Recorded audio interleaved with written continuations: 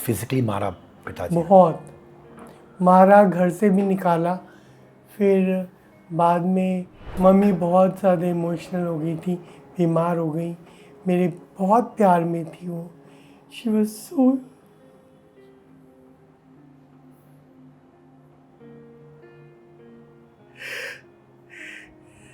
मुझे एक सिद्धार्थ ये भी गिल्ट है, सच में गिल्ट है, और उसके लिए मैं बहुत पछताती हूँ। I think I am responsible for mom's death. आप पैरालाइज्ड हुई थी ना? हाँ, 2016 में कितने टाइम के लिए आप पैरालाइज्ड हुई थी? पैरालाइज हुआ था मेरा। आपने कब रियलाइज किया, कौन सी उम्र में, कि अंदर आपके अंदर एक महिला है? जब मैं 10th स्टैंडर्ड में आई तब। तो माने आप एक रिलेशनशिप में थे अफगानी लड़के के साथ, और बाद में उन्होंने साइड में कुछ रिलेशनशिप्स रखे और आपको इनवाइट किया शादी में? हाँ, और कैसा आदमी है रे?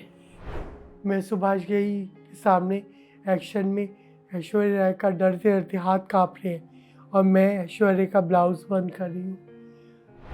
शी वॉज, उसकी सिंप्लिसिटी से मैं इतनी फैसिनेट हो गई कि I got attracted towards her. You got attracted towards या ऐश्वर्या राय? ऐश्वर्या राय। फिल्म इंडस्ट्री में कुछ लोग थे जिन्होंने आपको सही तरीके से नहीं ट्रीट किया? हाँ, I requested Bunty Walia sir. मैंने बोला, बस सर मेरा रोल बढ़ गया है फिल्म में, अब मेरा पैसा भी बढ़ा दो। तुम्हें रोल भी दे, तुम्हें पैसा भी दे, कहाँ से आ जाते हैं। वहाँ डांस करती थी आप? वहाँ पे मैं डांस करती थी। आप सेक्सुअली वायलेटेड फील करते थे? कपिल को मैं बहुत बार अप्रोच करी, बहुत बार। कपिल, जब कपिल शर्मा नहीं था, स्ट्रगल कर रहा था, please give me work, please give me work, मेरे को फ्रस्ट्रेशन हो रहा है, मैं डिप्रेशन में हूँ, आई विल कमिट सुसाइड। शायद मैं उस विशांत की तरह सुसाइड कमिट ना कर लूँ।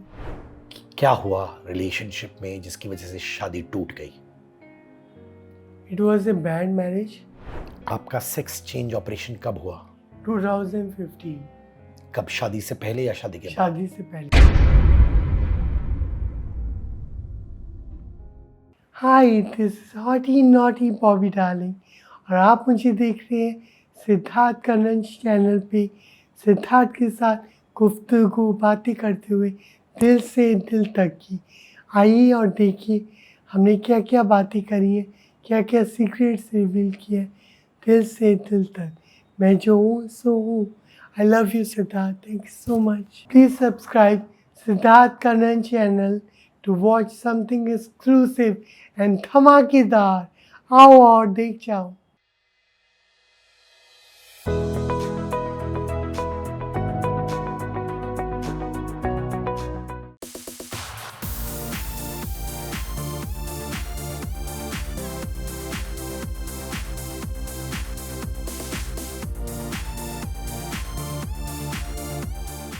बाकी शर्मा बोलूं, बॉबी डार्लिंग बोलूं, मैं क्या बोलूं? आई थिंक बॉबी डार्लिंग बोलेंगे ज़्यादा अच्छा है, क्योंकि जो ऑडियंस है वो रिलेट कर सकती है, उन्हें उसी नाम से मुझे जानते हैं। बाकी शर्मा ऑफिशियल नाम है। ठीक है, तो मैं बॉबी डार्लिंग बोलूं? Of course. मैं ये जानना चाहता हूं कि before we talk about life और बाकी चीज़ें, आप पैरालाइज्ड हुई थी ना? हाँ, 2016 में कितने टाइम के लिए आप पैरालाइज्ड हुई थी? पैरालाइज हुआ था मेरा 4-5 मंथ्स, मतलब हॉस्पिटल में मैं थी, क्योंकि हस्बैंड डर गया था, वो ले गया मेरे को हॉस्पिटल, एंड आई थिंक 15-20 दिन थी। उसके बाद रिकवरी करने में थोड़ा टाइम हुआ, पर नाउ अभी ऑटोमेटिकली रिकवर हो रहा है। जो अब है हल्का सा इफेक्ट है, पर उसको मैं अपने आड़े आने नहीं देती। It's a part of my life. मेरा वो पास था, मेरा कोई बैड कर्मा था जिसको मैंने अभी पे किया है। पैरालाइज होकर वो कर्मा को मैंने बैलेंस किया है। ये किस तरह का पैरालिसिस था? अलग अलग किस्म के होते हैं, राइट? ये मेरे को एक्चुअली मैं फेंट हो गई थी, हम लोग कहीं गए थे और मैं फेंट हो गई, और उसके बाद जब हॉस्पिटल आए तो मेरा जो ये मुंह था वो टेढ़ा हो गया था। मतलब माउथ जो था वो लिप्स मेरे टेढ़े खुल रहे थे। I was feeling very hungry उस टाइम। तो मैंने हस्बैंड को बोला मुझे खाना है। बोलते तेरा होंठ तो टेढ़ा हो गया, कैसे खाएगी? मैंने बोला हूँ तो वही आत्मा ना जिससे तूने शादी की थी। मैं हूँ तो वही आत्मा ना, वही सोल हूँ ना। शक्ल से उससे क्या होता है? आगे आगे एज बड़ी होगी तो हम लोग बूढ़े तो होंगे ही, विल ग्रो ओल्ड टुगेदर। तो मैंने तो ये सोच के शादी की थी कि प्यार हुआ और शादी कर ली। पहले मैं बहुत फ्लर्टेशियस थी। I use to flirt around a lot. Pastry parties में जब हम जाते थे, आप टकराते थे वहाँ पे। मेरा मकसद क्या होता था? मेरी आंखें ढूंढ रही होती थी, आज ये मेरा टारगेट है, आज ये मेरा टारगेट है। मैं कैसे न कैसे उनके पास जाके, hi, how are you, what's your name, can I have your number, can we exchange numbers. तो ऐसे मेरा फ्लर्ट का स्टार्ट होता था कन्वर्सेशन से। लेकिन उसके बाद मुझे लगा कि ये चीज़ें लॉन्ग रन में ज़्यादा साथ नहीं देंगी। और दिखने के लिए मैं लाउड थोड़ा बिहेव करती थी। आप भी बहुत लाउड थे, अब आप सटल हो गए। अब तो आप ऐसे हो गए जैसे साधु। तभी आप ग्रो कर रहे हो, आप निखर के आए हो। आपकी पर्सनैलिटी बहुत ही निखर के आई है क्योंकि आप सटल हो गए। आप इतने लाउड थे, मुझे लगता था ये यही लाउड है तो मैं भी लाउड थोड़ा बिहेव करूं, क्योंकि हम आई कैंडी बनना चाहते थे कि जैसे ही जाए फट से क्लिक हो जाए, पापराज़ी हमें क्लिक कर ले। पेस्ट्री पार्टीज़ का मतलब ही होता था जाओ दिखो और फिर बिको। बिको मतलब काम, काम मिलता है तो आप बिकते हो ना। पहले दिखती, जो दिखता है वो ही बिकता है। ये मेरा फिलॉसफी है, ये मेरा प्रिंसिपल है। जो दिखता है वो ही बिकता है। और देखोगे कैसे, सटल रहोगे तो ठीक है, नज़रों में आए एक आध को अच्छे लगोगे।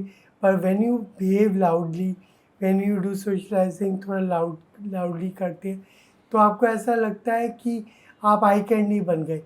आप सबको चाहते हो, यू आर ए, सबको प्लीज़ करना चाह रहे हो, आप सबकी गुड बुक्स में आना चाह रहे हो। मुझे ऐसा लगता है इसलिए हम लोग लाउड थे उस टाइम, क्योंकि वो पेस्ट्री कल्चर था, इतना सोशल मीडिया नहीं था, इतना पापाराजी सिस्टम नहीं था। अब थोड़ा ऐसा, अब तो वोल्केनो फट गया है।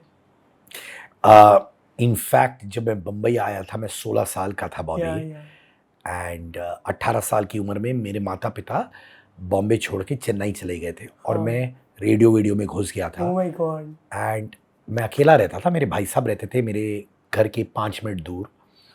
आई थिंक वो भी होस्ट है ना। जी जी, रेडियो करते। हाँ और उस वक्त जेन्यूनली मेरी पर्सनालिटी थी लाउड, बिंदास, वैसे था। अब क्या है, समय के साथ साथ बॉबी मैं सटल इसलिए हो रहा हूँ क्योंकि मेरे दिल से वो सटलिटी आई है। इसलिए आई थिंक इसलिए नहीं आई है, sorry to like interrupt you. मुझे लगता है नेहा जो आपकी वाइफ है वो गुड लक चार्म है आपकी लाइफ में, वो आई है। उसके बाद आपकी पर्सनैलिटी निखरी है और आपका काम उभर कर आया है। You have become a number 1 host. Congratulations, you are superb. हम लोग आपकी शो का वेट करते हैं कि सिद्धार्थ का पॉडकास्ट कब आएगा, आज कौन गेस्ट है, आज किसकी धुलाई करने वाला है सिद्धार्थ। पर एक चीज़ बोलूँ, यूर राइट। जब भी मैं घर के बाहर निकलता हूँ बॉबी, दिल से कहता हूँ, मैं ऊपर वाले से कहता हूँ कि मैं जो कर रहा हूँ अपने लिए कर रहा हूँ, पर मैं अपनी बीवी, मेरी बेटी अधीरा साइशा और मेरे माँ बाप के लिए कर रहा हूँ। Very nice. और मेरे अंदर एक इमेंस पावर आता है। पावर नॉट एरोगेंस वाला पावर आता है कि मुझे लगता है ऊपर वाला मुझे गिरने नहीं देगा। हाँ नहीं नहीं कभी नहीं। अभी तो आशीर्वाद है मम्मी पापा का, तभी आप ग्रो कर रहे हो, फ्लोरिश हो रहे हो, प्रॉस्पेरस हो रहे हो। मैं अब जाना चाहता हूँ बचपन में आप पैदा हुए थे, हाँ। पंकज शर्मा, उफ, इधर ये नाम मुझे पसंद नहीं है। एक लड़का दिल्ली में। ये नाम क्यों नहीं पसंद है आपको? पास्ट की कुछ कड़वी मेमोरीज है, मेरा चाइल्डहुड एंड ऑल। तब इतना एडवांस नहीं था ये कल्चर, LGBT। हम पेरेंट्स से खुल के बात नहीं कर सकते थे। मुझे लगता था किससे किसके आगे रोऊं अपने दुखड़े, किसको अपने पर्सनल इश्यूज बताऊं कि मुझे प्रॉब्लम है। Physically I was like a boy, but there was a girl inside me, एक women inside me was trapped in a wrong body. आ, आपने कब रियलाइज किया, कौन सी उम्र में, कि अंदर, आपके अंदर एक महिला है? जब मैं 10th स्टैंडर्ड में आई तब। उससे पहले क्या कंफ्यूजन था? कन्फ्यूजन भी था, डर था कि कोई मुझे मतलब किसी की निगाह में ना आ जाऊँ, कोई मुझे पहचान ना ले कि ये लड़कियों जैसी चलती है, लड़कियों जैसे बात करती है, लड़कियों कोई गेम नहीं खेलती, लड़कों वाला क्रिकेट नहीं खेलती, डॉग्स के साथ खेलती है, लड़कियों के साथ रस्सा टपना, वो सब गेम्स में वो ही खेलती थी, घर घर ये सब गेम्स में खेलती थी। आपने आपके पिताजी और माताजी को कब बोला कि वाक़ई में आपके अंदर एक महिला है? मैंने मम्मी को बताया था एक बार, तो मम्मी रो पड़ी। मम्मी बोलती तू नींबू खाना बंद कर दे, तू तेरे को साइकियाट्रिस्ट को दिखाते हैं। तो मम्मी ले गई थी मुझे वहाँ गौरी शंकर मंदिर चांदनी चौक, वहाँ पे एक साइकियाट्रिस्ट थे, उनको दिखाया था। तो उन्होंने जो मुझसे क्वेश्चंस किए ना, वो थोड़े मुझे अटपटे लगे। क्या पूछ रहे थे उनका वो? स्पर्श जो था वो भी मुझे अच्छा नहीं लगा। डॉक्टर का? Touch, I didn't like it. वो क्या सवाल पूछ रहे थे वो डॉक्टर? कि आपको क्या फीलिंग आती है अगर कोई लड़का आपको, सब लड़कों को देख के नहीं आती है। लाइक मेरा जो टेस्ट था वो डिफरेंट था उस टाइम, कि मुझे माचो लड़के पसंद थे जो स्पोर्ट्स में हो। मुझे not every boy I use to like, not at all, कि कुछ 100 में एक कोई। एक पर्टिकुलर टाइप था। हाँ, स्पोर्ट्स में जैसे जैसे अक्षय कुमार है, जैसे रणबीर कपूर है, I use to like this kind of boys. हर लड़का नहीं, मेरे को ऐसे लड़के पसंद आते हैं जो फ्री स्टाइल, केयर फ्री, बिंदास, पंजाबी, ऐसी लड़की। जब ये डॉक्टर ने आपको कुछ प्रश्न पूछे जो अनकंफर्टेबल थे, हाँ, आपको याद है वो कौन से सवाल थे? उन्होंने बोला आपको क्या फीलिंग आती है लड़की को देख के, क्या क्या क्या होता है अंदर, मतलब आपकी क्या, कुछ आपको लगता है कि उससे मिलूं या उसको टच करूं या उसको हग कर लूं या उसको किस कर लूं। तो मैंने बोला किस तो नहीं, किस क्या हर किसी को ही किस कर सकते हैं। मैंने बोला किस नहीं, हाँ अब उसको मिलूं, उससे बात करूं, फ्रेंडशिप बढ़ाऊं, फिर आगे देखते हैं। क्या ये सच है कि आपके माता-पिता आपको ले गए एक सेक्सोलॉजिस्ट के पास जब आप हाँ, रिलेशनशिप में थे विद अनदर मैन? yeah, हाँ? he was a Afghani guy from Kabul. I met him and I was in love with him. I was in love with him. जब पापा मुझे ट्यूशन्स के लिए भेजते थे, केमिस्ट्री ट्यूशन के लिए, तो मैं वहाँ ना जाके उसके पास उसको मिलने के लिए उसके घर पे जाती थी। और पापा मम्मी को पता चल गया था ये बात? उन्होंने उसके और मेरे पिक्चर्स पकड़ लिए थे। माने फ़ोन पे? नहीं, फ़ोन तो था ही नहीं, हाँ। ऐसे नॉर्मल पिक्चर्स मैंने जैसे कबर्ड के ऊपर एक लॉफ्ट था, वहाँ पे मैंने रखे हुए थे। और मेरे को उम्मीद भी नहीं थी सपने में भी कि वहाँ भी ये लोग कभी चेक कर सकते हैं। आप वो अफ़गानी लड़के के साथ प्रॉपर रिलेशनशिप आई में वॉज थे? In relationship, he was my, मतलब जैसे बोलते हैं ना कि एक वर्जिन गर्ल होती है, अगर if she had sex, if she have sex with someone, तो फर्स्ट जो उसका लवर होता है उसको वो भूल नहीं पाती। तो जब पिताजी आपको ले गए थे सेक्सोलॉजिस्ट के पास, या अंदर आप डिस्टर्ब हो गए थे? मैं डर रही थी, मैंने बोला मुझे लगता है पता नहीं कहाँ जा रही हूँ मैं, कौन सी गुफा, एक अंधेरा दिखता था। मुझे लगता था क्या बात करेगा वो, क्या पूछेगा, पर्सनल कोई क्वेश्चन पूछेगा, जैसे मैं बोलना नहीं चाह रही। मुझे लगा वो ये पूछेगा कि आप जब मस्टरबेट करते हैं तो उस टाइम आप क्या सोचते हैं। तो उस टाइम मैं यही सोचती थी, कोई जैसे कोई मुझे बॉय पसंद आया तो मुझे उसकी फीलिंग्स आती थी कि उसने मेरे को टच किया है, मुझे हग किया है, और उसके हम लोग इन्वॉल्व हैं बेड में एक दूसरे के साथ। तो I use to think this that time when he used to masturbate. तो ये रिलेशनशिप जो आपका अफ़गानी लड़की के साथ था, वो लंबा चला कि आपको तोड़ना पड़ा आपके पेरेंट्स की वजह से? नहीं, उसको अनफॉर्चुनेटली वो लॉयल नहीं था मेरे साथ। मेरे को वो पसंद था, वो शायद उसके लिए मैं एक ऑप्शन थी। उसके बाद बहुत ऑप्शंस थी। बाद में मुझे पता चला कि he was getting quietly getting married, उसकी शादी भी हुई। उस टाइम मैं गई थी, तब उसने मुझे इनवाइट किया था। तो माने आप एक रिलेशनशिप में थे अफगानी लड़के के साथ, हाँ और बाद में उन्होंने साइड में कुछ रिलेशनशिप्स रखे और आपको इनवाइट किया शादी में। हाँ। और कैसा आदमी है रे? मेरे को उस टाइम दुख हुआ था, पर उसके बाद मुझे ही गाली दे रहा है, तू बेगैरत है, तू ये है, तू वो है।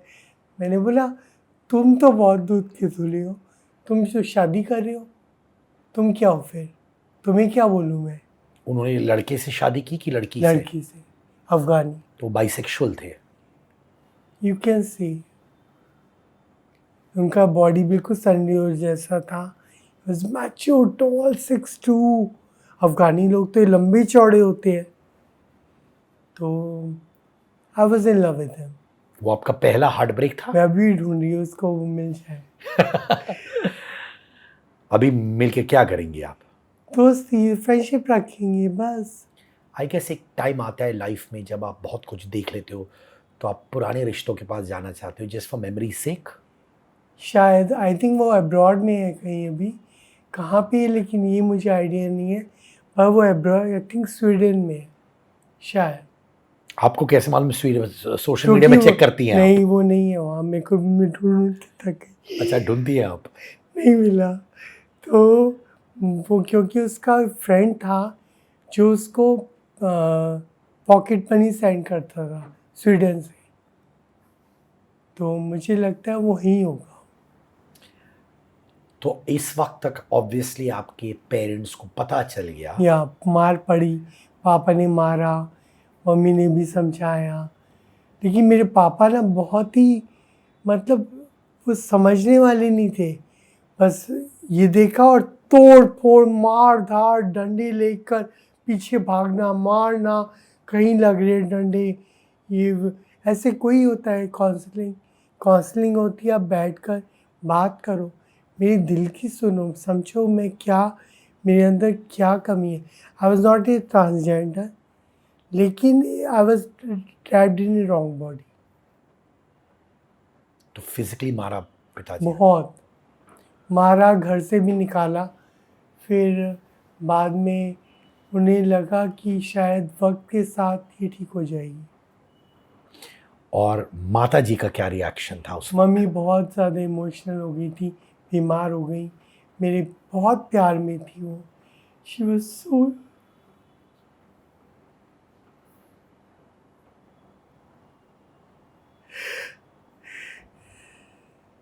She was very in love with me.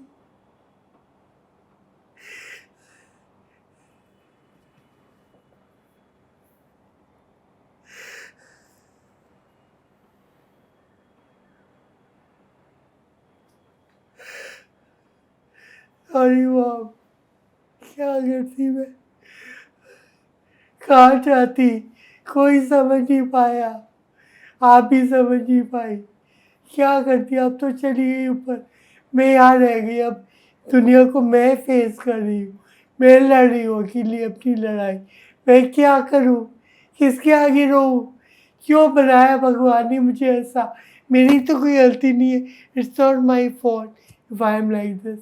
मेरे जो रिलेटिव्स हैं, मेरे मामा, उनकी डॉटर ने, जब एक बार मैं लास्ट टाइम लखनऊ गई थी, तो वो वहाँ पोस्टेड थे लखनऊ में, तो मैं घर पे गई उनको मिल, मैं शूटिंग कर रही थी वहाँ लखनऊ में। उनकी डॉटर ने, मेरी कज़न ने बोला कि इसको बोल दे ये यहाँ ना आया करे। मेरा इतना दिल टूटा, मैंने बोला आप लोग तो मेरी माँ के भाई हो, आप ही समझ नहीं पाए मेरे को, मैं किसके आगे जाके रोऊं। आपने बहुत यंग उम्र में अपनी माता जी को खो दिया, राइट? हाँ, बहुत ज़्यादा, मुझे बहुत दुख है। मुझे सिद्धार्थ ये भी गिल्ट है, सच में गिल्ट है, और उसके लिए मैं बहुत पछताती हूँ। I think I am responsible for mom's death. I am. आप कैसे हो सकते हो? क्यों लगता है आपको ऐसे?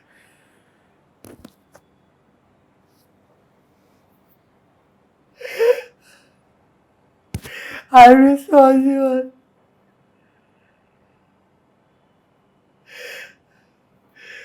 Please, mom.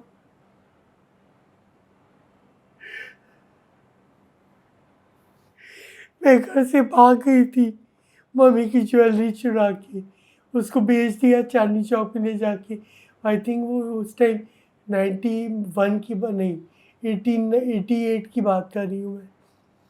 तो मेरे को नहीं पता था कि ज्वेलरी कैसे सेल करते हैं। I was young that time. मैं गई और सुनार ने बोला कि क्या आपको सेल करना है? मैंने बोला ये है, चांदनी चौक जहाँ अक्षय कुमार पैदा हुआ था। तो उसने मुझसे ली ज्वेलरी, पट से उसने भट्टी में डाल दी। मेरे को सेकंड थॉट भी देने नहीं दिया कि ना बेचूं उसको। मेरी मम्मी की वेडिंग ज्वेलरी थी।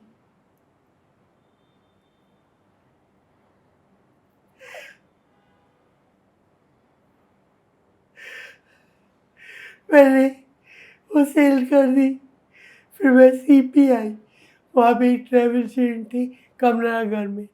कमला नगर में एक ट्रैवल एजेंट थी। तो उन्होंने मेरे को बोला कि आपका, मैंने बोला अगर मैं फ़ेल हो गई अभी ये 12th में, मेरा बाप मुझे मार डालेगा। वो टीचर थे इंग्लिश के और बहुत स्ट्रिक्ट थे। मैंने बोला ही विल मर्डर मी, मुझे तो मार ही देंगे, कुछ जेल चले जाएंगे। तो मुझे ऐसा लगा कि अगर मैं नज़रों के सामने ही ना रहूँ तो मैं भी बच जाऊँगी और ये सिचुएशन भी मतलब हैंडल हो जाएगी। तो मैंने वो ज्वेलरी चांदनी चौक में सेल करी। तो उसके मेरे को मिले 30,000। शायद वो 50 की ज्वेलरी थी, पुराना सोना था, ओल्ड गोल्ड। मेरी नानी ने मम्मी को दिया था शादी पर। And my mom was very attach to that jewellery. मैंने जब वो सेल कर दी ना, पापा ने मुझे बताया जब मैं वापस आ गई फॉरेन से कि मम्मी के मुंह से ये निकला था, तेरा नाश हो जाए।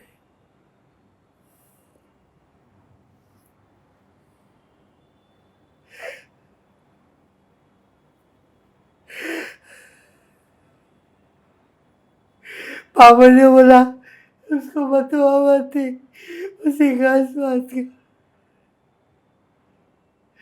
उसको दुआ दे, वो याद ही नहीं अभी, वो चली गई बाहर। अब उसको बदुआ मत दे। लेकिन मम्मी का पहला वर्ड यही निकला था मुँह से कि तेरा सत्यानाश हो जाए। हो गया।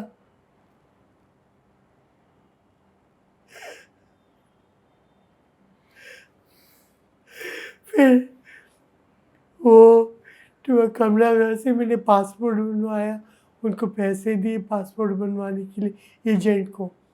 उन्होंने पासपोर्ट बनवाया मेरा। जब पुलिस आई वो वेरिफिकेशन के लिए घर पे, तो पापा बोले ये ज़रूर कोई कांड करके आया है, अब ये पिटेगा मुझसे। तो फिर पुलिस वाले ने बोला कि ये इनका पासपोर्ट का फॉर्म है, मैं वेरिफिकेशन के लिए आऊँ। तू कहाँ जाने वाला है, तू किधर जाएगा? तो शायद मेरे को 2 थप्पड़ पड़े थे उस टाइम, शायद। फिर मैंने पासपोर्ट जब आ गया तो जो पैसे मैंने ज्वेलरी बेची थी, वो थोड़े पैसे बचे थे, उससे मैंने सीपी जाके टिकट बुक किया। सीपी से मैंने टिकट बनवाया। मैं हांगकांग फ्लाई कर गई क्योंकि मेरा एक फ्रेंड उससे पहले हांगकांग जाके आया था।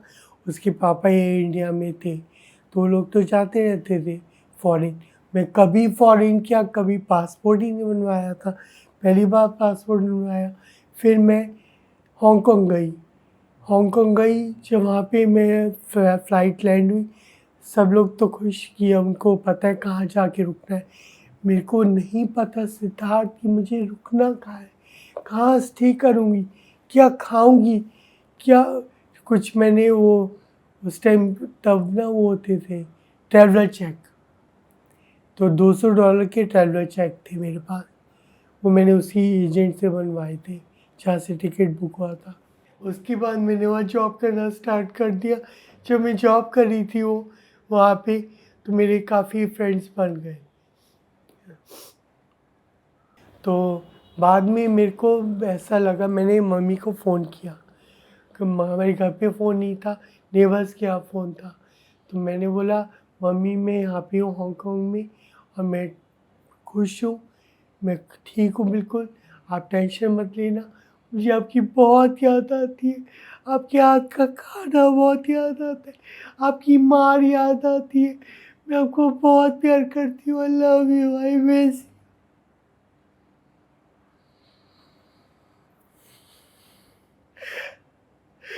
मैंने मम्मी को ये बोला, मम्मी बोली चल तू खुश है वहाँ पे सही है।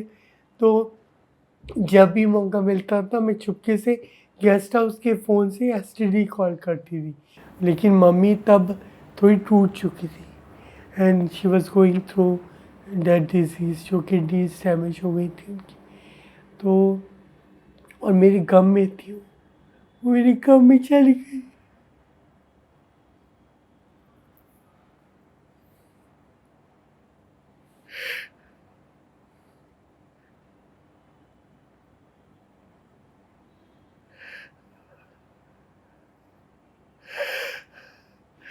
मेरे गम में वो चली गई। I'm responsible for my mom's death. I'm the killer.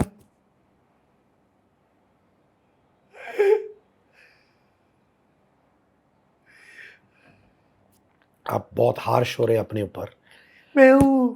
I am sure आपकी माता जी आपको ऊपर से ब्लेस कर रही होंगी। मुझे नहीं पता, अगर वो सच में है मेरे आसपास तो प्लीज़ मुझे माफ़ कर दो, मेरी करने की सज़ा माफ़ कर दो। मैं तिल तिल करके मर रही हूँ, नींद नहीं आती है मुझे रात को, मुझे माफ़ कर दो। आप अपने पिताजी से करीब नहीं नहीं थे। जी, बिल्कुल नहीं। I used to hate my dad. मैं बोलती थी कि ऐसा बाप किसी को ना मिले। जब माता जी गुजर गई थी उसके बाद पिताजी से कुछ भी बातें होती थी कि नहीं? नहीं, जब फिर वहाँ से क्या हुआ, जो मेरी ऑनर थी उनकी वो ऑनर जो थी वो कोरियन थी और हस्बैंड उनके बांग्लादेशी थे। तो मैंने बोला सर मेरे को कोरिया जाना है, मेरे को कुछ और जॉब करना है, मेरे को ज़्यादा पैसे कमाने हैं, मेरे को अच्छी लाइफस्टाइल करनी है, मैं कोरिया जाऊँगी। बोले कि तुम ये सब वज़नदार मशीनें उठा लोगे? मैंने बोला हाँ, कहते तुम बहुत यंग हो, मैं बहुत वीक थी, पतली सी। तो मैंने बोला मैं उठा लूँगी, सब उठा लूँगी। तो मैं ज़िद में चली गई कोरिया। अब कोरिया पहुँची, कोरिया पहुँचते ही मुझे जब पाकिस्तानी मेरे फ्रेंड को पता चला मैं कोरिया जा रही हूँ, तो उन्होंने मुझे एक नंबर दिया था अपने फ्रेंड का, जो सियोल में थे। हाँ, मैं सियोल में ही मैं लैंड हुई थी। तो मैंने उनको फ़ोन किया, तो उन्होंने बोला तुम्हारा पासपोर्ट कहाँ है? मैंने बोला मेरे पास। बोला फिर तुम्हें जहाँ जॉब मिला है ना, वहाँ मत जाओ, मैं तुम्हें अच्छा जॉब दिलवाऊँगा, अच्छा सैलरी मिलेगा और अच्छा फैसिलिटी भी मिलेगा। तो मैं उसकी बातों में आके वहाँ नहीं गई, जहाँ मैं आगे जैसे हम एयरपोर्ट पे वेट कर रहे थे कि वो कोरिया वाली जो लेडी है मेरी ऑनर, उनके कोई रिलेटिव हमें पिक करने आएंगे। मैं भाग गई एयरपोर्ट से। मैं एयरपोर्ट से भागकर वो जो पाकिस्तानी फ्रेंड ने नंबर दिया था उनको फ़ोन किया, मैंने बोला आप मुझे पिक कर लो, मैं एयरपोर्ट पे खड़ी हूँ सियोल में। तो मुझे पिक करके अपने साथ ले गए। तो उन्होंने बोला आप सिर्फ जॉब कर लोगे? मैंने बोला हाँ मैं कर लूँगी। तो कहते कि ठीक है मैं आपका जॉब लगवा दूँगा, और फिर वो मुझे ले गए अपने साथ। और ये लोग मुझे ढूंढ रहे यहाँ पे, कहाँ गई, पासपोर्ट तो मेरे पास, तो कैसे मिलती इनको? और उस टाइम फ़ोन वोन कुछ तो होते नहीं थे मोबाइल। तो मैं उसके साथ एक मैंने उसने मेरे को 2 दिन एक अच्छे होटल में रखा, गेस्ट हाउस में। खाना वाना खिलाया, वो लोग मुस्लिम लोग हैं, पाकिस्तानी, तो उन्होंने मुझे चिकन विकन, मैं पंडित ब्राह्मण, मैं पहले खाया है मैंने नॉन-वेज, ऐसा नहीं है नहीं खाया है।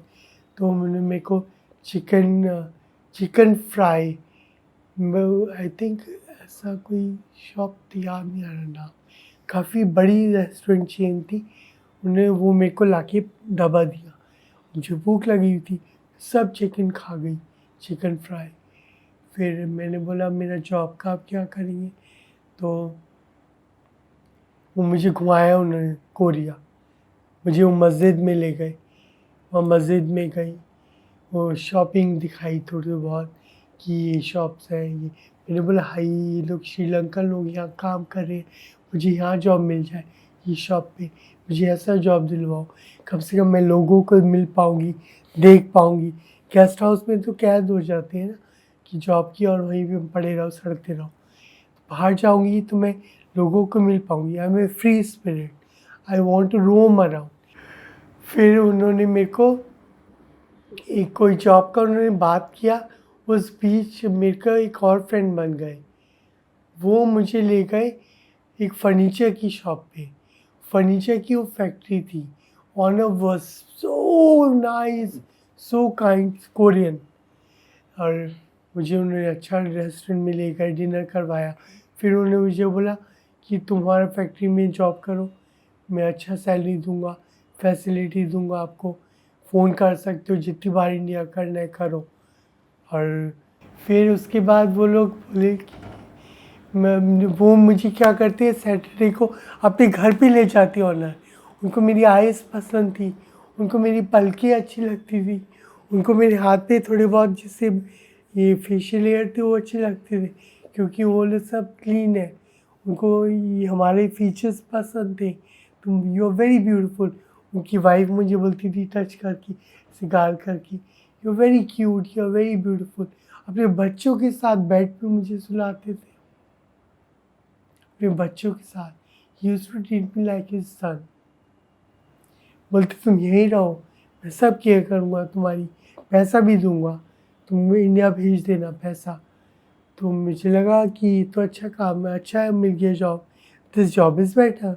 पासपोर्ट भी है मेरे पास, कोई मशीन भी उठाना नहीं पड़ रहा। थोड़ा वो काम था बट डेट्स ओके, काम तो करने ही आए ना, पैसा कमाने ही आए, फॉरेन और क्या छक मारने गए हैं। फिर मैंने वो जॉब किया तो मुझे अभी सपना आया, सो गई, सपना आया। सपने में क्या दिखाई दिया कि एकदम वीरान, सब कुछ वाइट है। एक अम्बेसडर कार से मेरी मामी उतरी है, मामी बोलती है कि मम्मी मर गई।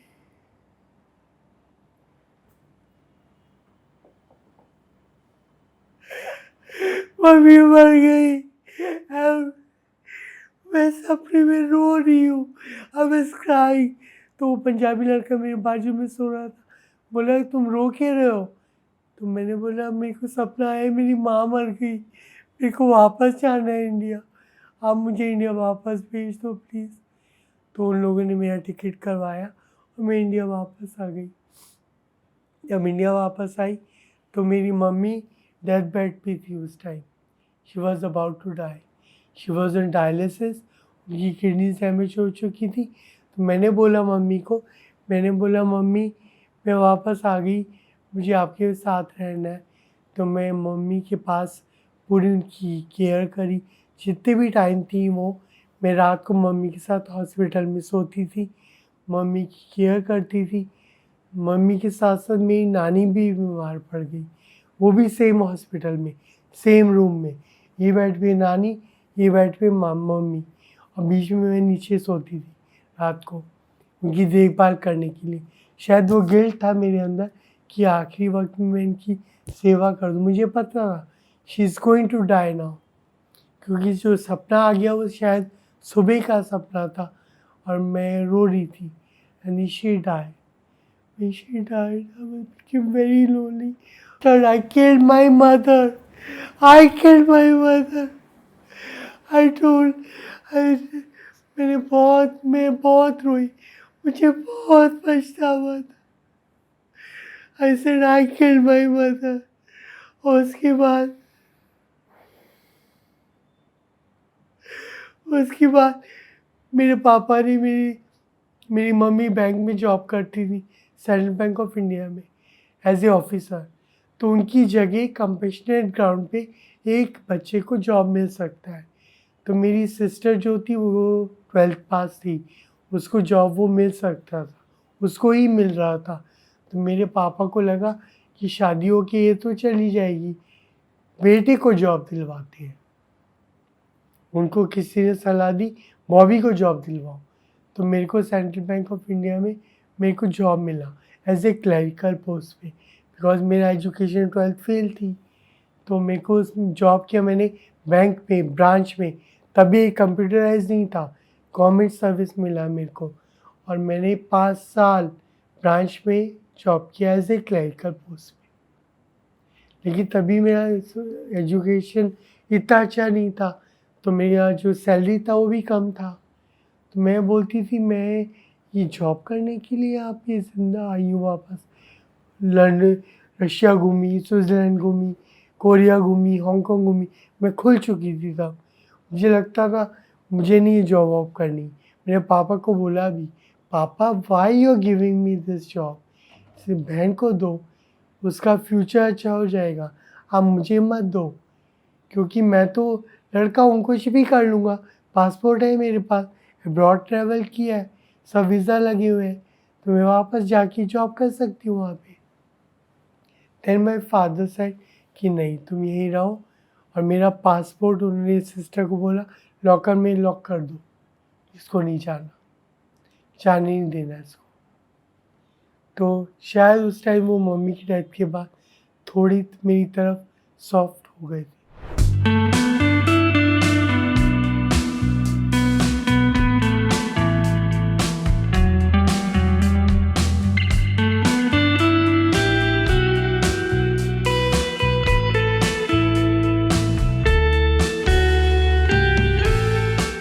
ये बार में कब काम किया था आपने? बार में जब मैं यहाँ पे आई तब मैंने ब्रांच से अपना ट्रांसफ़र करवाया regional office Mumbai Nariman point.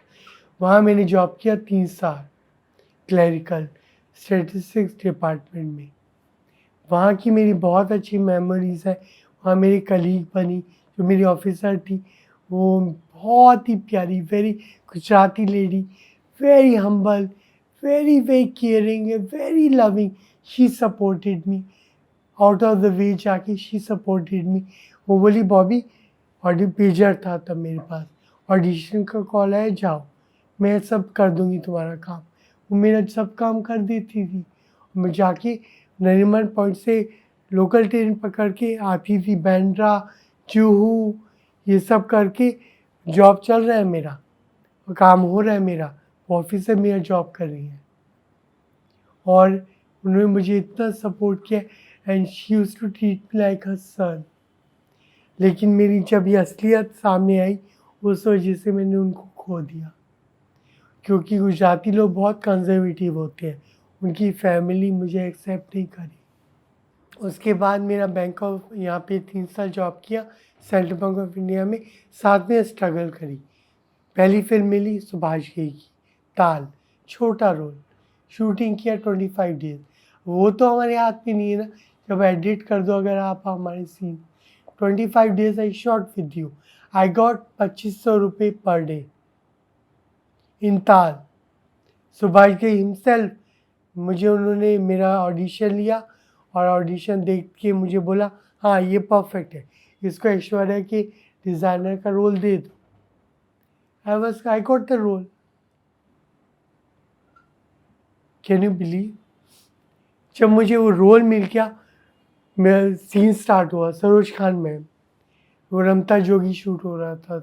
रमता जोगी अनिल कपूर के साथ मेरा सीन। अनिल कपूर ने मुझे नाम दिया, सुभाष जी इसका नाम दस्तूर रखते हैं फिल्म में, तुम आज से दस्तूर। अभी सीन हमारे कितने शूट हुए मेरे को याद नहीं है, फिर वो एडिट हो गए।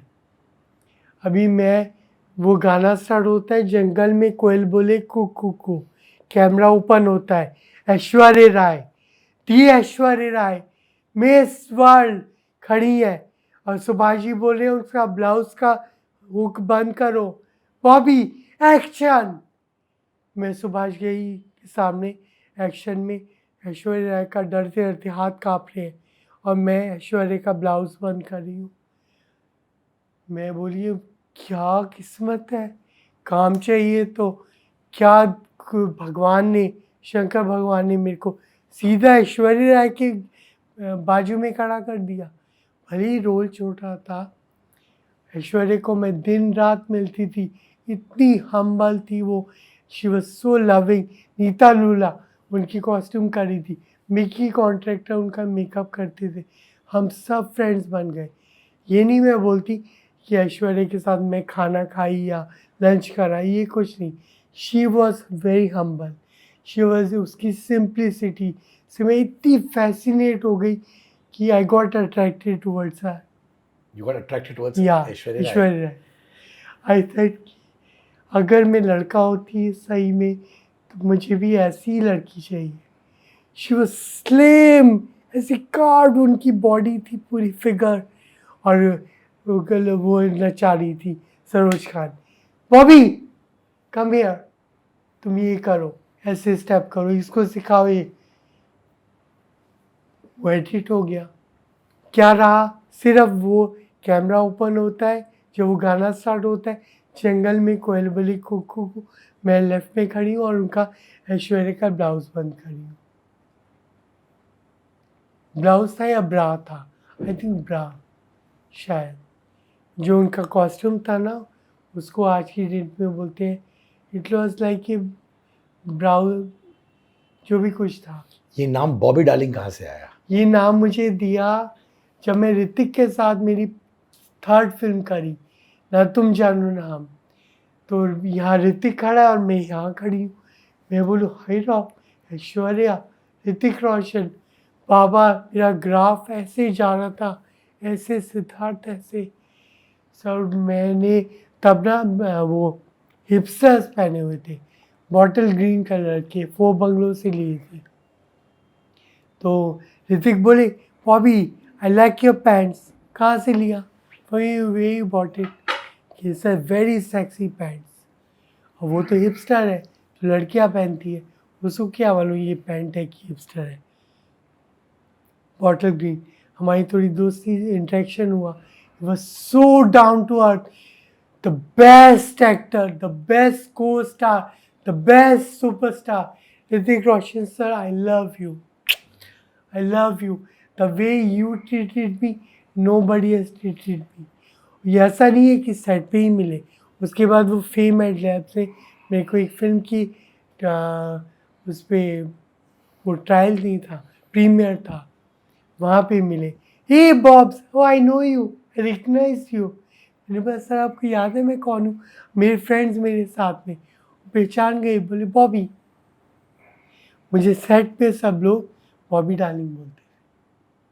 डार्लिंग आपका सीन है, चलो Bobby Darling, get fast fast fast, जैसे आप करती हो ना, एनर्जी एनर्जी, वेस्ट एनर्जी, सो गए सब सो गए, कड़प कड़प कड़प, वेस्ट एनर्जी, पॉजिटिव एनर्जी। उनका ऐसे बिहेवियर होता। सेट पे मेरे डायरेक्टर थे अंशु अर्जुन सब लोग, और जो मेरे टीम थी पूरी उनकी असिस्टेंट, थे फुल ऑफ एनर्जी। वो लोग मेरे को बॉबी डार्लिंग बोलते थे। तो शायद मैंने कोई इंटरव्यू में बोला कि ऋतिक की फिल्म के दौरान मुझे इनाम मिला, तो वो बोले कि उन्होंने लिख दिया, वो ऋतिक ने नाम दे दिया, अब मैं क्या करूं, दे दिया। फिल्म इंडस्ट्री में कुछ लोग थे जिन्होंने आपको सही तरीके से नहीं ट्रीट किया? हाँ, नहीं किया। कैसे, और ये कौन थे? प्रोड्यूसर्स। किस तरीके से सही नहीं ट्रीट किया? तुम्हें रोल भी दे, तुम्हें पैसे भी दे, क्यों दे? रोल भी दे और पैसे भी दे, सर खाऊंगी क्या रोल? पेट खाना मांगता है, छत मांगती है लाइफ। कैसे सर्वाइव करूँ बॉम्बे में? चौल में रहती हूँ, कहाँ जाऊँ? घर चाहिए, घर बनाना है, किराया देना पड़ता है चौल का 1700 रुपये पर मंथ, तब कहाँ जाऊँ? पैसा भी तो चाहिए। बड़े प्रोड्यूसर,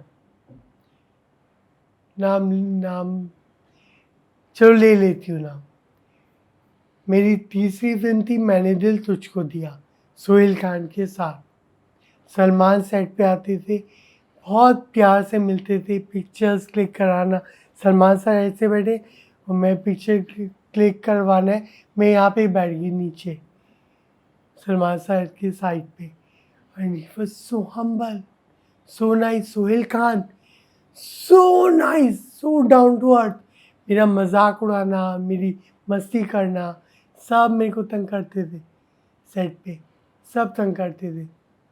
जब पैसे लेने का टाइम आया तो I requested Bunty Walia sir, मैंने बोला बस सर मेरा रोल बढ़ गया है फिल्म में, अब मेरा पैसा भी बढ़ा दो, तुम्हें रोल भी दे, तुम्हें पैसा भी दे, कहाँ से आ जाते हैं। आई फेल्ट सो बैड, मुझे रोना आ गया। मुझे ऐसा लगा कि सोहेल खान सर मुझसे इतना इंटरेक्शन करते हैं, इतनी मस्ती करते हैं, तो मैं उनसे रिक्वेस्ट करूं कि मैंने सर को बोला, बंटी वालिया सर को, एंड ही सेड कि ऐसे, तो मुझे लगा मैं इनको बोलती हूँ, लेकिन मुझे लगा अगर मैंने इनको अगर बोला तो ये बंटी वालिया मुझे फिल्म से निकाल देगा, मैं कहाँ जाऊँगी। तो आपने नहीं बोला? मैंने नहीं बोला, जो दिया रूखी सूखी रोटी समझ के रख लिया, थैंक यू। क्या करती, किससे बोलती। मुझे ये डर था अगर मैंने सलमान भाई को या सोहेल खान भाई को साथ, जैसे हम एकदम कंफर्ट लेवल था, उनके घर पे भी जाते थे हम, उनकी पार्टीज़ में जाते थे, वो उन्होंने हमें इनवाइट किया सलमान खान भाई के घर पे पार्टी के लिए, हम लोग वहाँ भी गए, रात को बुलाया, तो मैं चाहती तो बोल सकती थी भाई मेरे को पेमेंट नहीं मिला या पेमेंट कम मिला, दिलवा दो, नहीं बोला, क्योंकि मेरे को डर था कि अगर मैं बोल दूंगी तो ये मुझे पिक्चर से निकाल देगा Bunty Walia. It was very rude. और क्या क्या चीज़ें गलत हुई हैं आपके साथ? फिर मैंने लॉरेंस डिसूजा के साथ एक फिल्म करी थी, उनसे भी मैंने बोला ही कि प्रोड्यूसर पैसा नहीं दे रहा, तुम्हें रोल भी दे पैसा भी दे। सर खाऊंगी क्या, रोल तो नहीं खा सकती ना। मैं पूरा काम अपनी, आप सिद्धार्थ आपको पता है, आपका ये साथ मेरा इंटरव्यू था, what time he came here, 2:15, 2:15 आ गई थी मैं यहाँ। मैं हर फिल्म के सेट पे टाइम से पहले पहुँचती हूँ कि लाइंस अपनी मगअप कर लूँ, याद कर लूँ अच्छे से, अपना मेकअप वगैरह, अपना कॉस्ट्यूम वगैरह सब लेके जाती थी मैं, पूरा पैकेज देती हूँ प्रोड्यूसर को, मेरा हेयर स्टाइल, मेकअप, कॉस्ट्यूम सब फुल पैकेज। ये बॉबी डार्लिंग विल कम, उसका कोई टेंशन ही नहीं है, शील कम विद द पैकेज। तो पैसा भी तो दो ना होता, पैसा नहीं देंगे, काम पूरा लेंगे। आपके साथ कास्टिंग काउच हुआ है? मेरे साथ नहीं हुआ, उनको पता था कि ये लाउड है, बाहर जाके भग देगी तो। इस वक्त तक आपका सेक्स चेंज ऑपरेशन हो गया नो था? नहीं, इस टाइम मैं गे थी। I was not a gay, I was a cross dresser. My name is in Limca book of records as a cross dresser who has done the maximum number of films in Bollywood films, TV shows, TV serials, and the first one whose name is in Limca Book of Records at the age of 22. Delulu सोलुलु, बच्चे की जान लोगे क्या? High on चाय, चाय प्रेमी विचित्र प्राणी, बुलाती है मगर जाने का नहीं। Yes, Angar's latest collection of t-shirts, hoodies, jumpsuits are out. Trendy, cool, new designs with slogans that you and I see in our daily lives at affordable prices. Also, if you're an Angar customer, if you have the Angar merchandise with you, click pics with them and post it on your Instagram and tag me at @Sid_Kannan and I would love to repost them. Angar pehno और Angar machao.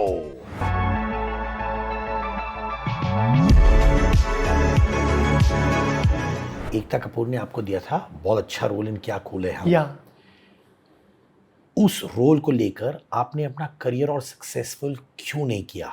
मेरे को एकता ने ये role offer किया था, हमारी film आई थी style, रिया सेन और साहिल खान, शर्मन जोशी, तो वो फिल्म की में का इतना बजट नहीं था, तो उन्होंने प्रीमियर नहीं रखा, ट्रायल रखा था। वहाँ पे तुषार आया था, एकता मैम आई थी। एकता मैम ने मेरे को वहाँ नोटिस किया फिल्म में। I got a call from her office Balaji से कि they we are making one serial call Kitne Kool Hain Hum for Zee TV and Ekta ma'am wants you for that role. I got the role that time. Then I became Balaji का घर का बिल्कुल family. Balaji is my second home. अच्छे पैसे देते थे? पैसे टाइम पे अच्छे पैसे नहीं बोल सकती, डिसेंट पैसे, डिसेंट कि आपको किराया दे सकते हो अपने घर का, खाना अच्छा खा सकते हो, अपनी स्ट्रगल कर सकते हो आराम से, ऑटो में ट्रैवल करके, ट्रेन में धक्के नहीं खाने पड़ेंगे, इतना पैसा आपको देते हो। सच का सामना वो शो आया या जी, वो आपके लिए बहुत इंपॉर्टेंट शो था। या कैसे? क्योंकि मुझे ऐसा लगा जैसे मैं आज आपके सामने बैठी हूँ कि मेरी कोई पहचान नहीं है। एक बॉडी बैठी है, Bobby darling is a body, वो आपके सामने बैठी है, दिमाग नहीं है, नो दिमाग। आज मैं ब्रेन यूज़ नहीं कर रही, दिल से दिल की बात कर रही हूँ। आपने मुझे बोला था दिल खोल के बात करना, दिल खोल के बात की है, दिल से दिल तक की बात किया है। तब सच का सामना में क्या था कि मैं यही सोच के वहाँ गई थी, लोगों को बहुत बहुत बहुत पसंद आया। My episode was a super show. आप बिग बॉस सीजन 1 में भी थी। या राहुल रॉय जीते थे। अच्छा, सॉरी आपका वो क्वेश्चन मुझे अब याद आ रहा है, सॉरी, एक मिनट। वो जब कि मैं बाहर में कैसे पहुंची, जी। जब मैं बैंक में जॉब कर रही थी तो मैं यहाँ पे मेरा काम चल पड़ा, फिल्म्स कर रही थी, बड़ा बहना फिल्म्स, बड़ी बड़ी फिल्में, सीरियल मिल गए, तो मैं बैंक जाती नहीं थी। कैसे जाती, इंसान तो एक ही है, बैंक कैसे जाऊँगी, तो रात को आगे शूटिंग करके आऊँगी। तो मुझे आर्यन ने बुलाया अपने कैबिन में। बॉबी, वो पारसी थे, Bobby request you, now you God has given you bread and butter का सोर्स, एक्टर बन के you are getting good work, you're making money, why don't you please spare this job for the next candidate जिसको इस job की आपसे ज़्यादा ज़रूरत है, उसकी फैमिली को चलाना है, उसे गवर्नमेंट जॉब उसको चाहिए, वो कैंडिडेट वेट कर रहा है कब जॉब खाली हो ये जगह और मुझे मिल जाए। तब मेरे दिमाग में आया बात तो सही है, किसी के पेट पर मैं क्यों लात मारी हूँ, मेरे को भगवान ने काम दिया, रोज़ी रोटी दी, I have to be grateful, I should say thanks God and I should give this job to this guy. मैंने रिज़ाइन कर दिया। 8-10 साल तो मेरे पास बहुत काम था, बहुत काम। एक दिन ये भी आया, सब काम ख़त्म, अब कहाँ जाएगी बॉबी। जब मैं आई थी शुरू में 3 दिन के लिए, मेरे मामा है दिल्ली में, उनके कज़न मामा रहते हैं यहाँ पे अंधेरी ईस्ट में, he gave me shelter for 3 days. उन्होंने मुझे स्टेशन से पिक किया, घर पे रखा 3 दिन, उसके बाद फिर मेरी जर्नी स्टार्ट हो गई। अब जॉब यहाँ पे फिल्म एक्टर बन गई बॉबी डार्लिंग, फेमस हो गई, लेकिन काम नहीं है, अब क्या करूँगी। तो जिस दौरान मैं वहाँ स्टेशन पे उतरी और मैंने जॉब करना बैंक में स्टार्ट किया, रीजनल ऑफिस जाना, तो मुझे लगा 2000 रुपये मिलते हैं, अब इतने तो रेंट में चले जाते हैं। मैंने यहाँ पे अकेली रहती हूँ मैं, मुझे या तो कुछ रूममेट रखने चाहिए अपने साथ या किसी के साथ पेइंग गेस्ट में जाना चाहिए, so I can save my money और खाने पीने का मेरा जुगाड़ हो जाएगा उस पैसे से, बाकी ये पैसे। तो अब क्या करूँ, मेरी बिल्डिंग में, वहाँ पे एक बिल्डिंग है अंधेरी, इसमें PMGP कॉलोनी, सारे एक्टर घूमते हैं उधर, अनुराग कश्यप भी वहीं घूमते हैं। तो मैं उनको मिली थी तब स्ट्रगलिंग डेज में, तब वो एक्टिंग के लिए ट्राई कर रहे थे।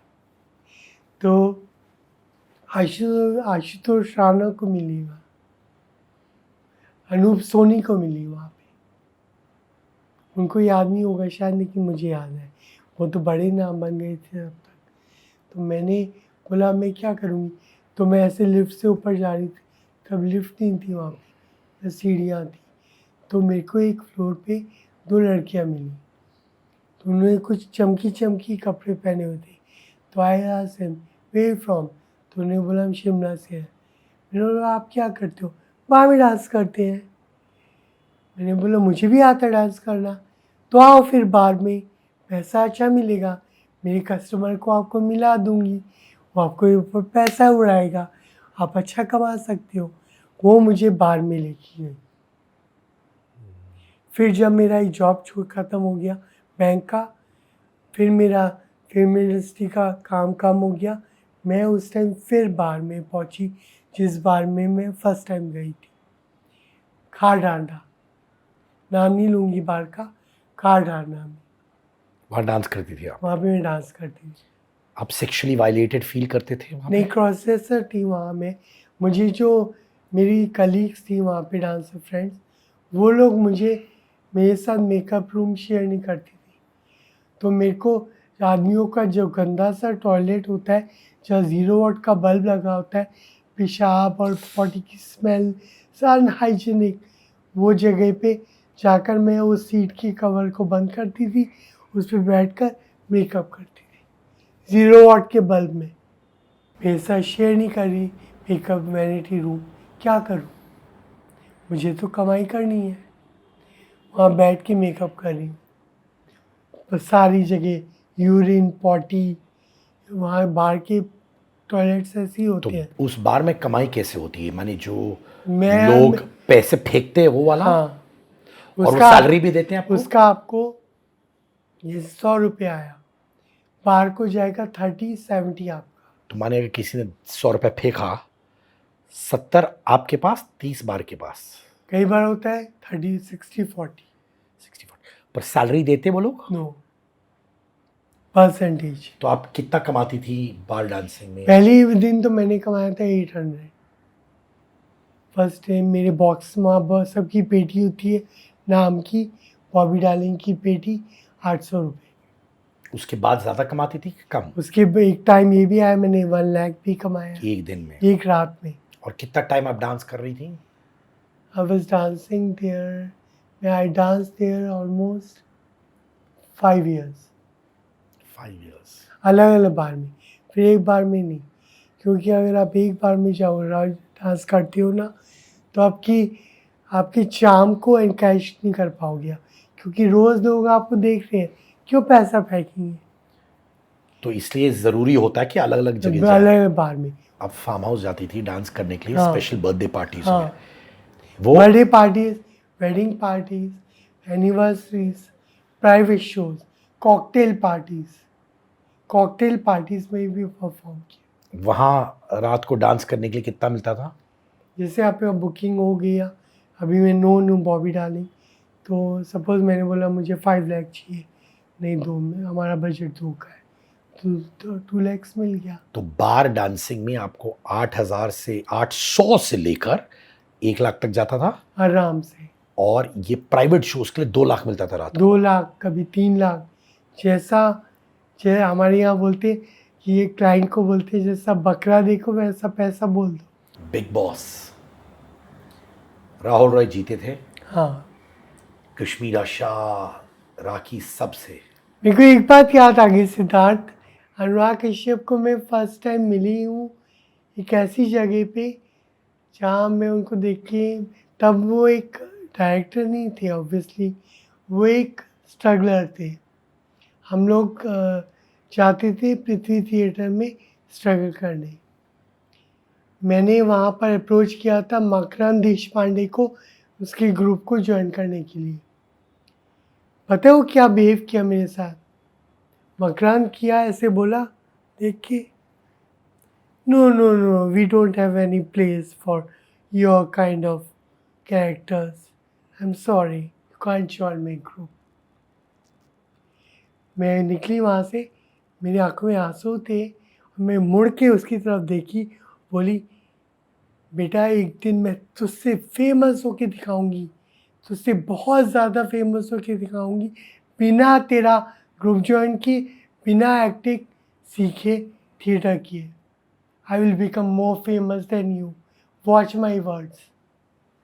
आई टोल्ड हिम, आई लेफ्ट। फिर घर आके मैं रोई थी कि उसने मेरे मुंह पे ऐसे बोल दिया मेरे को। कितने एक्टर्स ऐसे हैं जो मेरे साथ स्ट्रगल करते थे, नाम नहीं लूँगी उनके, आज वो कपिल के शो में यही गेटअप लेके बैठे हुए हैं।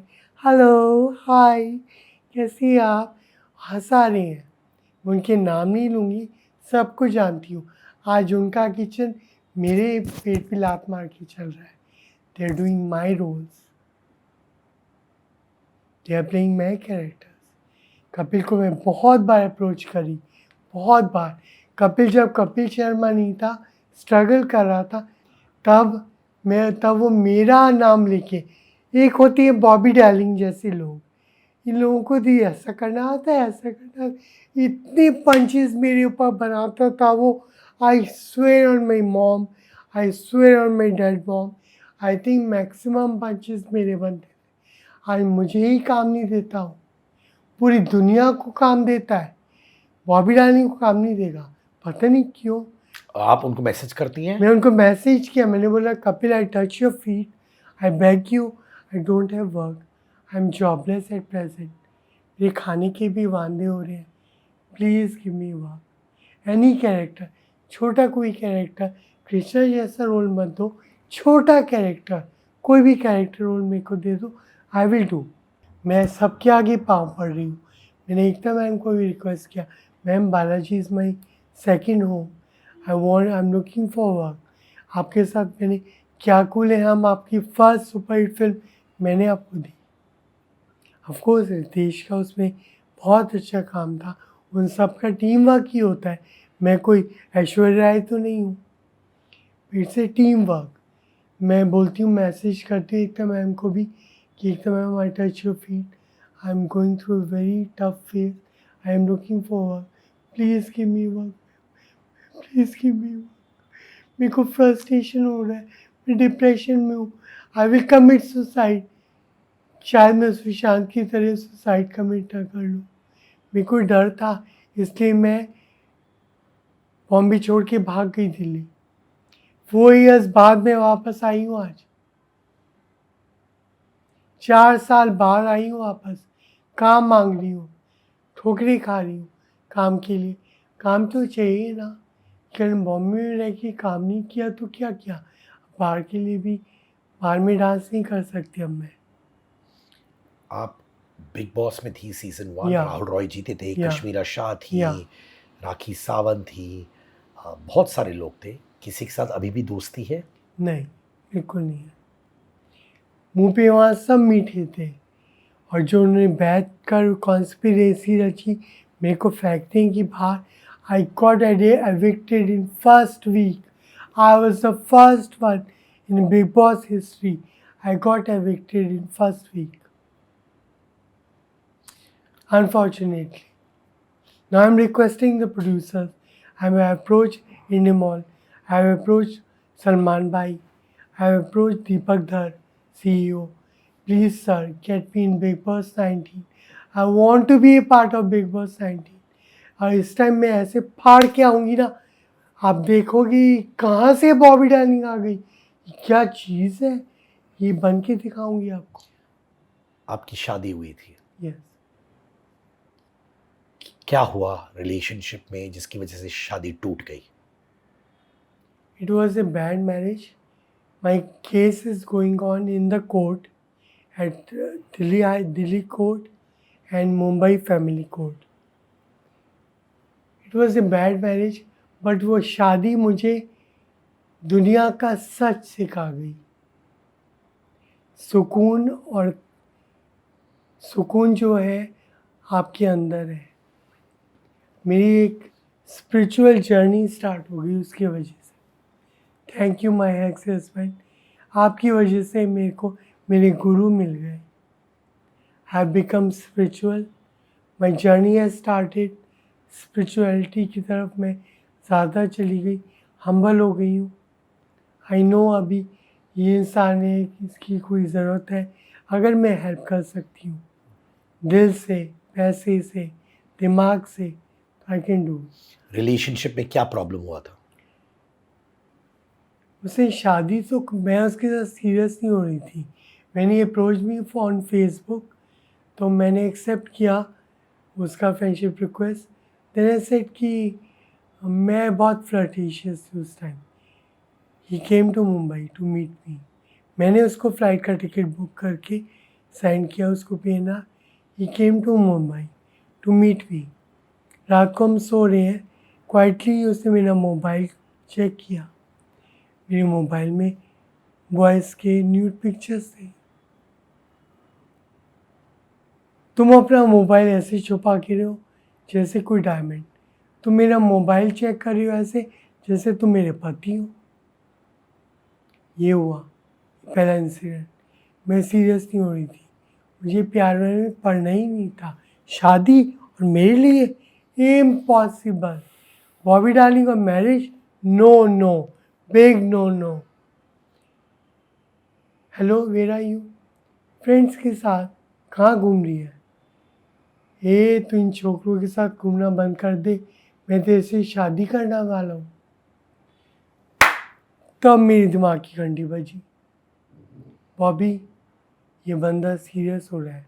करता क्या है? Government contractor. झूठ बोला।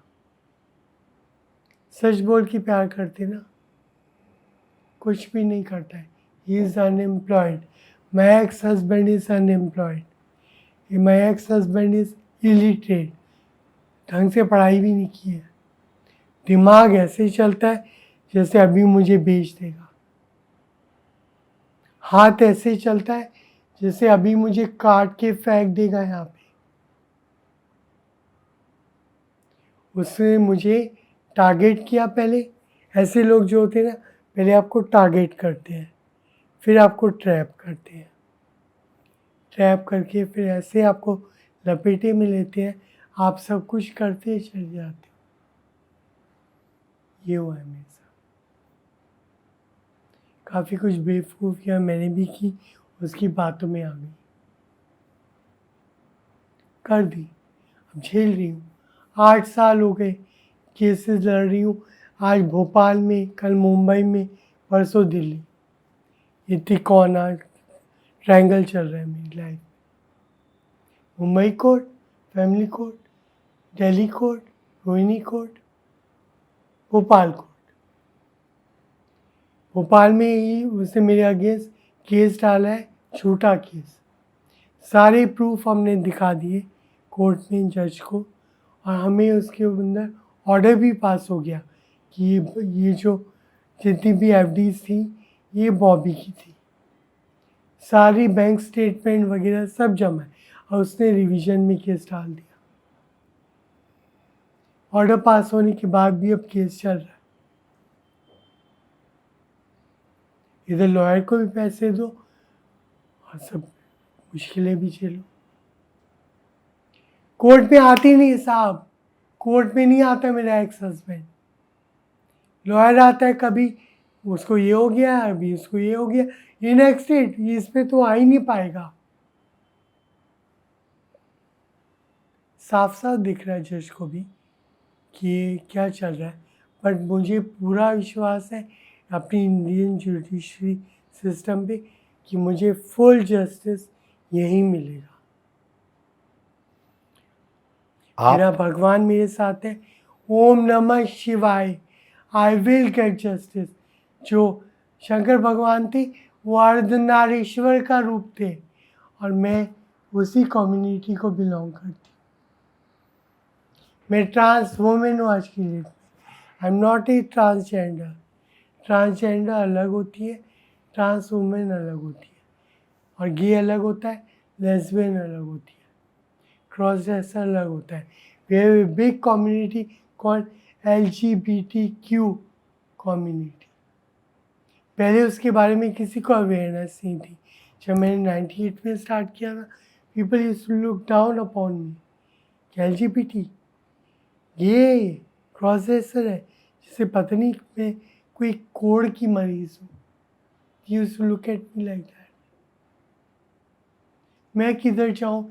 If God has given me birth like this, what should I do? This is not my fault. This is God's fault. If you want to blame anyone, blame God. पूछो उससे, मैं भी जाऊंगी ऊपर पूछूंगी क्यों मुझे ऐसे बनाया. आपका सेक्स चेंज ऑपरेशन कब हुआ? 2015.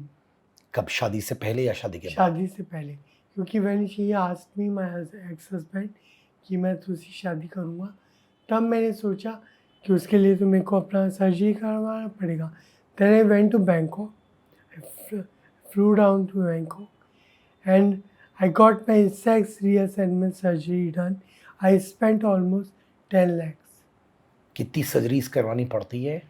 Only one. पेनफुल बहुत होता होगा? It was painful, लेकिन जब आपको किससे प्यार हो ना, वो अलग ही नशा होता है. सब करवा लेता है वो प्यार. कभी आप दीपक पराशर जी के साथ रिलेशनशिप में थे? Never. Never, never. He is himself a gay. I can't. I can be in a relationship with a straight guy, not with a gay, not with a bisexual, not with any LGBTQ के कोई भी होंगे. I can't fall in love. Only with the straight man. Bobby, मैं आना चाहता हूँ वापस इस पॉइंट पर. जब सेक्स चेंज ऑपरेशन होता है उसके बाद क्या होता है? इमीडिएट रिजल्ट्स देखते हो आप?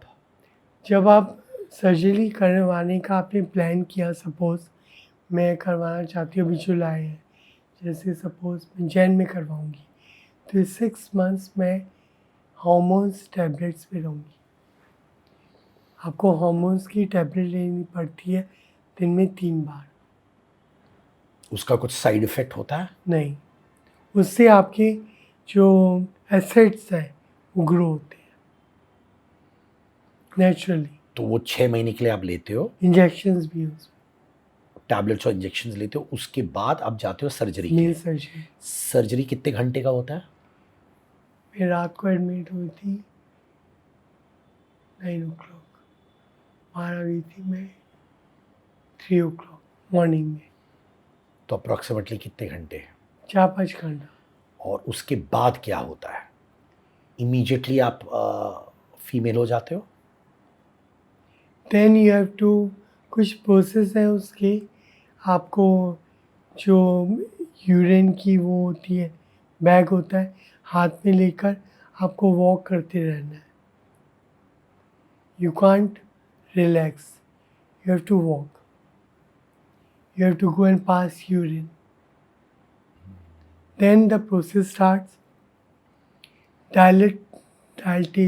डायलेटेशन, उसके अंदर they give you one artificial organ.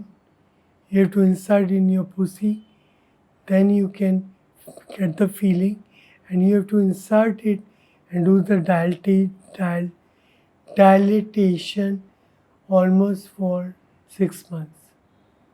हर रोज़ आपको 1 hour वो करना है. That organ, that artificial organ must go inside you completely. It's of almost अलग अलग साइजेस होते हैं, 6 inches, 7 inches, then 8 inches thick भी होता है. वो एक फाइबर का होता है, क्योंकि जो मैंने सर्जरी करवाया बैंकॉक से करवाया, और वहाँ पे जितनी भी सर्जरी अब तक हुई है सब सक्सेसफुल है, सुपर हिट है. और ये 6 महीना करने के बाद आप अपने पार्टनर के साथ इन्वॉल्व हो सकते हो. Thank you so much Bobby, आपने मुझसे दिल से बात किया. एंड आई विश कि आपको ढेर सारा काम मिले, अच्छा हेल्थ मिले और आप खुश रहें. Thank you so much. I love you. It's my pleasure to be on your podcast, because your podcast is number 1. And love you, Siddharth. Thank you so much. मैं थोड़ी इमोशनल भी हो गई, उसके लिए माफ़ी चाहती हूँ, बट इमोशंस तो है ना, निकलेंगे ही. माँ को लेके मैं काफ़ी sensitive. Thank you so much. I love you. जय May you Guru. always be the darling of the industry Om and Namah of people. Shivaya. Thank Bobby you. Darling.